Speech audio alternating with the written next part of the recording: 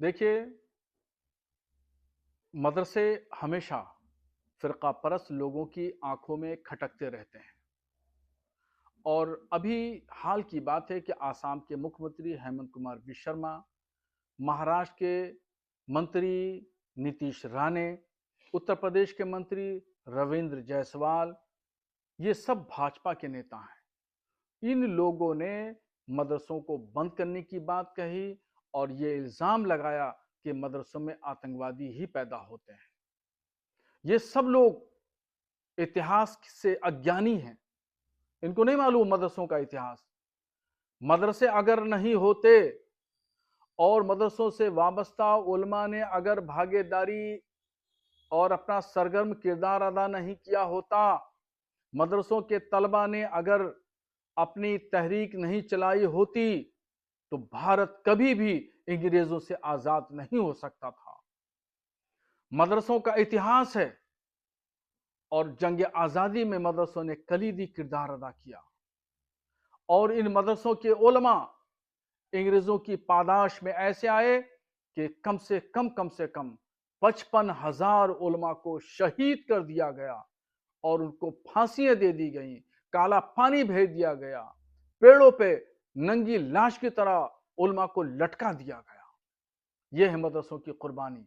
मदरसों पे इल्जाम लगाने वाले याद रखें, और मैं इन तीनों मंत्रियों से पूछना चाहता हूं, बताएं गांधी जी की हत्या करने वाला कौन था? इंदिरा गांधी की हत्या करने वाला कौन था? राजीव गांधी की हत्या करने वाला कौन था? नेपाल नरेश के पूरे परिवार की हत्या करने वाला कौन था? श्रीलंका के राष्ट्रपति की हत्या करने वाला कौन था? इनमें तो कहीं भी एक मुसलमान नहीं है। ये सरासर लोगों को गुमराह करना, भटकाना और समानता स्थिति को और भाईचारे को, कौमी यकजहती को खत्म करना चाहते हैं। ये लोग देश के दुश्मन हैं। इन लोगों को पद से हटा देना चाहिए। जिस तरह से नमाज और मदरसों को लेकर फिर से एक विवाद बनना शुरू, माहौल बनाया जा रहा है, क्या कहेंगे? कुछ फिरका परस्त ताकतों को ये नमाज एक शगुफा मिल गया और कि सार्वजनिक जगह पे पढ़ रहे हैं, रोड पे पढ़ रहे हैं, बगैर अनुमति के पढ़ रहे हैं। नमाज को एक आलायकार बना करके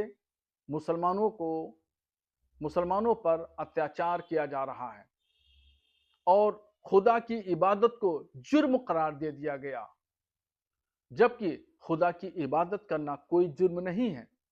कोई किसी भी मजहब का मानने वाला है, कहीं भी का रहने वाला है, किसी जगह वो इबादत कर सकता है, पूजा पाठ कर सकता है, संवैधानिक अधिकार है।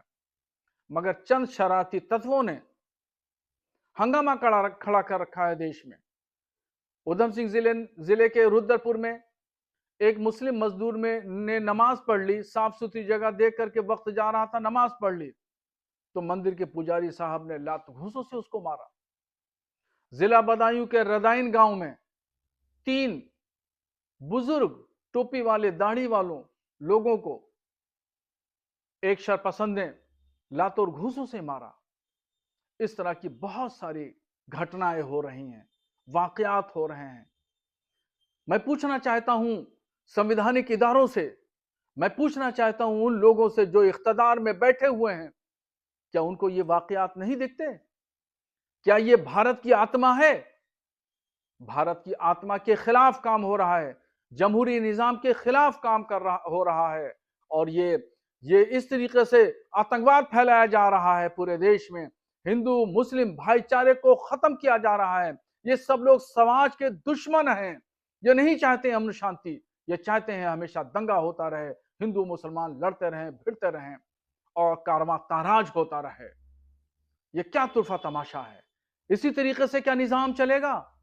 क्या मुल्क का निजाम, मुल्क का इख्तिदार इसी तरीके से चलेगा कि पूजा पाठ से रोका जाएगा, नमाज से रोका जाएगा, मस्जिदों से रोका जाएगा, मस्जिदों पे बुलडोजर चलाए जाएंगे, दाढ़ी टोपी वाले को देख करके उसको लातों घूंसे से मारा जाएगा?